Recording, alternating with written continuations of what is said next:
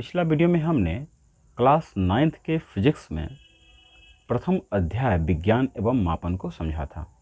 आज हम द्वितीय अध्याय गति को समझते हैं। तो स्टार्ट करते। इस अध्याय में हमें समझना है गति और गति से संबंधित जो क्रियाकलाप हैं उनके बारे में हमें जानना है।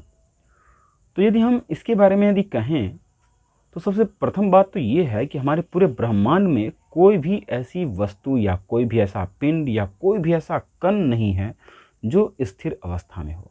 सब के सब गतिशील अवस्था में है, कहीं से कोई भी स्थिर नहीं है। आप सोचोगे कि हम तो जो भी आसपास की वस्तु देखते हैं तो बहुत सारी वस्तु को स्थिर हम देखते हैं।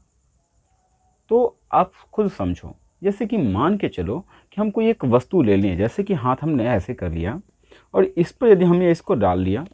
अब क्या हम यदि हाथ हिला रहे हैं तो आपको बाहर से देखने में ये गति में लग रहा है कि नहीं? ये पेंसिल, ये जो चौक है आपको गति में दिख रहा होगा। देखिए हम हाथ को हिला रहे हैं तो ये गति में दिख रहा है ना।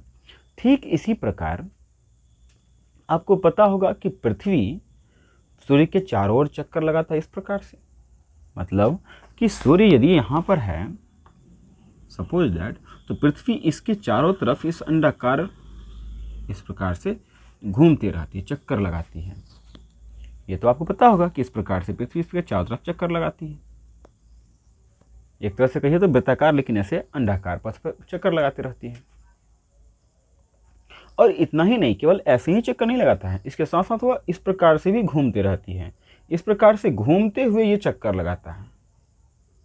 अर्थात पृथ्वी दो प्रकार से गति कर रही है। तो बताइए आप खुद सोच करके कि जब पृथ्वी गति कर रही है तो इस पर रहने वाला कोई भी वस्तु या पिंड स्थिर तो हो ही नहीं सकता है। सब गति कर रहे हैं। लेकिन जब हम किसी वस्तु को हम देखते हैं तो वह निर्भर, स्थिर और गति ये निर्भर करता है उसके कंडीशन पे। आप आप किसके सापेक्ष उस वस्तु को आप देख रहे हो। जैसे समझते हैं, यदि आप किसी ट्रेन में हो, आप हो और आपका कोई दोस्त है और उस आसपास में आप बैठे हुए दोनों आदमी। जब आप अपने दोस्त को देखते हैं तो अभी आपने देखा, कुछ समय के बाद देखा, तो देखिए कि आमने सामने दिख रहेगा। और यदि आमने सामने दिख रहा है मतलब कि हम लगातार उसी जगह पे, उसकी स्थिति में कोई परिवर्तन नहीं हो रहा है, तो हम कहते हैं कि वो स्थिर अवस्था में है।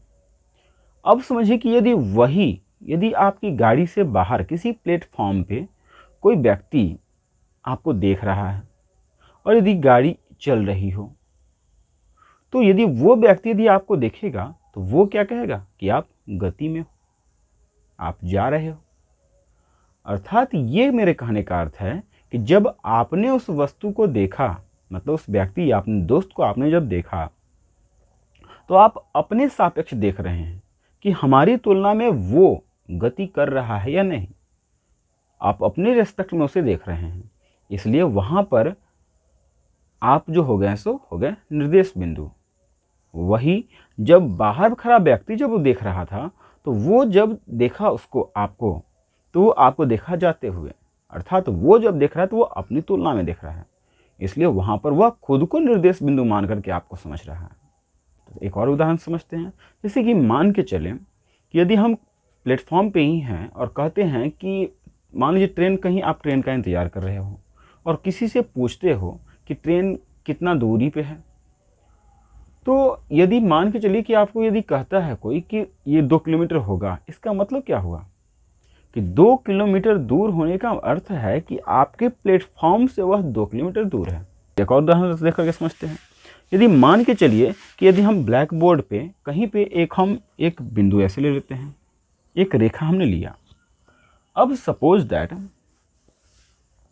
जब आपको यदि हम एक बिंदु यहाँ पर दे दें और तब यदि आप देखो तो आपके दिमाग में तो आया करते इतना पे है। फिर कुछ समय के बाद यदि मान के चलिए कि इस बिंदु जो यहाँ पर था, इसके जगह पर ये वाला बिंदु यदि यहाँ से हट करके यदि यहाँ पे आएगा, पहले यहाँ पे था, अब यहाँ से यहाँ पर आएगा, तो आप आराम से देख करके बता सकते हो कि इसमें गति हुई है। क्यों कहोगे? क्योंकि ये आप इसके रेस्पेक्ट में आप गणना कर रहे हो कि इससे ये कितना दूर था और फिर बाद में इससे ये अब कितना दूरी हो गया। पहले था इतना दूर, अब हो गया इतना दूर, अर्थात दूरी यहाँ से बढ़ गया। तो हम कहेंगे कि इसमें गति हो रहा है। और यदि मान लीजिए कि इसमें यदि नहीं होता परिवर्तन तो हम कहते यहीं पर है, अर्थात ये स्थिर है। लेकिन यदि सपोज दैट यहाँ पे हम कोई रेखा न लेकर के सिर्फ एक बिंदु दें और तब यदि अभी आप देख रहे हो कि यहाँ पे है, आपका नज़र थोड़ा सा के लिए हटा, हमने यहाँ से इसको मिटा करके यहाँ पे कर दिया, अब आपको ये समझ में ही नहीं आएगा कि इसमें गति हुआ या नहीं हुआ। क्यों? क्योंकि हमको यहाँ पे किसी के रेस्पेक्ट में लेने के लिए कोई स्थान नहीं था, जबकि पहले वाला में हमारे पास एक रेखा थी।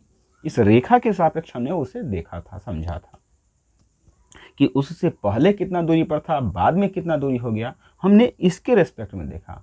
अर्थात हम किसी वस्तु को उसकी स्थिति कि वह स्थिर अवस्था में है या विराम अवस्था में है, उसके आसपास स्थित वस्तुओं के अनुसार हम समझते हैं कि वह स्थिर है या गतिशील है।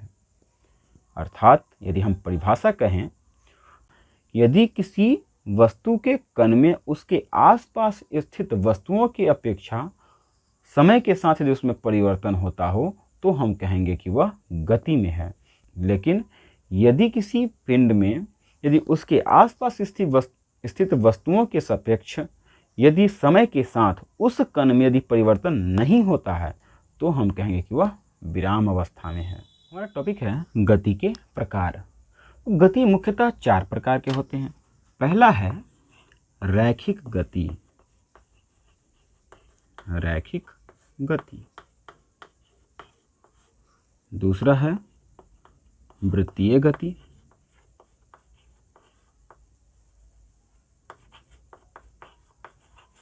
वृत्तीय गति। तीसरा है दोलन गति। दोलन गति। और चौथा है आवर्त गति।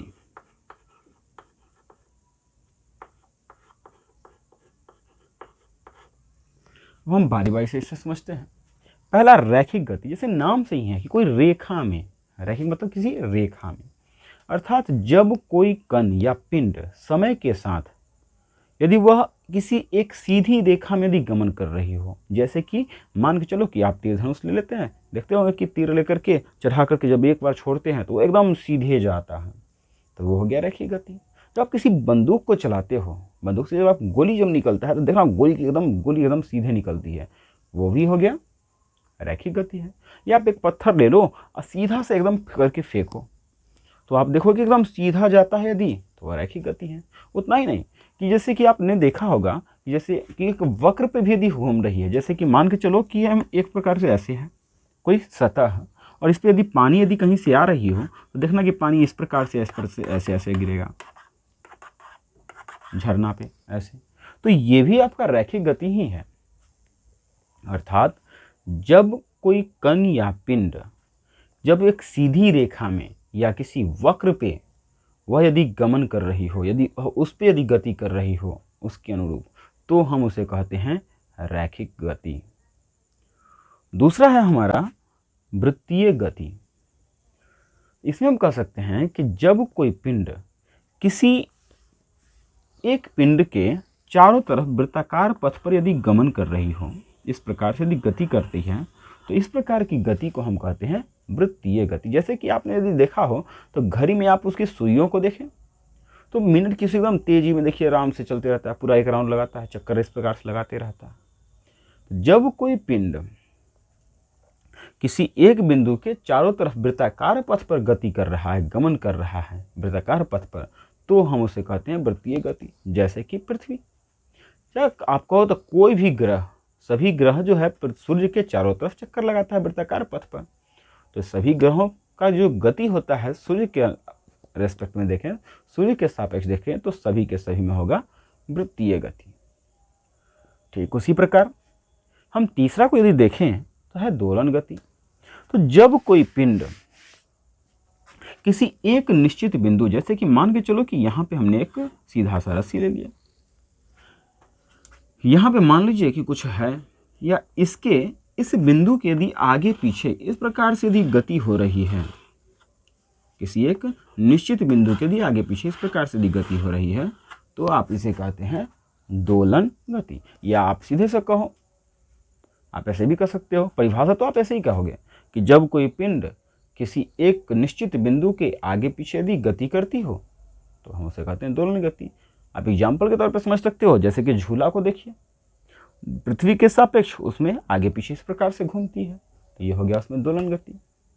ये आप कहो तो मशीन की सुई में को देखना, जब मशीन को हम चलाते हैं तो सुई ऐसे ऐसे करते रहता है, तो जब उसका पिन ऐसे रहता है, देखना कि जब टेलर जब सिलाई करता है तो देखना ऊपर का मशीन ऐसे है, कपड़ा जहाँ पे रहता है, और उसके सापेक्ष उस ऊपर से आगे पीछे उतना ही पे करते रहता है। तो क्या है, एक निश्चित बिंदु के आगे पीछे गमन कर रहा है, तो मशीन के सुई की गति वो भी हो गया दोलन गति। इस प्रकार से हम दोलन गति को समझ सकते हैं। अगला है हमारा आवर्त गति। तो जब कोई पिंड एक निश्चित समय अंतराल के बाद, एक निश्चित समय अंतराल पे अपने कार्य को जब दोहराता है, जैसे कि आप देखना घड़ी के पेंडुलम को देखो, आपने देखा होगा कि घड़ी में एक पेंडुलम लटका हुआ होता है बीच में, जिस प्रकार से घूमते रहता है। तो यदि आप उसे ध्यान से देखना तो देखना कि वो इस प्रकार से जाता है, फिर यहाँ से आया ऐसे, फिर ऐसे जाएगा और फिर आएगा।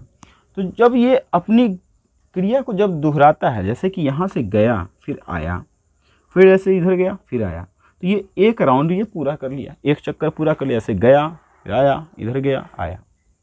अब यहाँ से फिर यही क्रिया दोहराएगा। पहले काम क्या किया, गया आया फिर इधर आया फिर ऐसे गया, तो इतना से ये एक काम को कर लिया, एक बार राउंड लगा लिया दोनों तरफ। फिर अब यहाँ से जाएगा आएगा इधर की तरफ में, फिर यहाँ से वापस आएगा तो दूसरा राउंड होगा। तो जब कोई पिंड किसी जब वह कोई भी पिंड हो एक निश्चित समय अंतराल पर अपने कार्य को यदि वह दोहरा रहा है, बार बार यदि उसी कार्य को एक निश्चित समय अंतराल पे करता है, तो घड़ी के पेंडुलम को देखिएगा, एक निश्चित समय पे वह ऐसे ऐसे करते रहता है, आराम से होता है ना। तो वो जो होता है उसकी जो गति होती है उसे ही हम कहते हैं आवर्त गति। अर्थात जब कोई पिंड एक निश्चित समय अंतराल पर अपने कार्य को जब दोहराती है, अपनी गति को दोहराते रहती है, तो उसकी हम गति को कहेंगे आवर्त गति। तो इस प्रकार से हम आवर्त गति को भी समझ सकते हैं।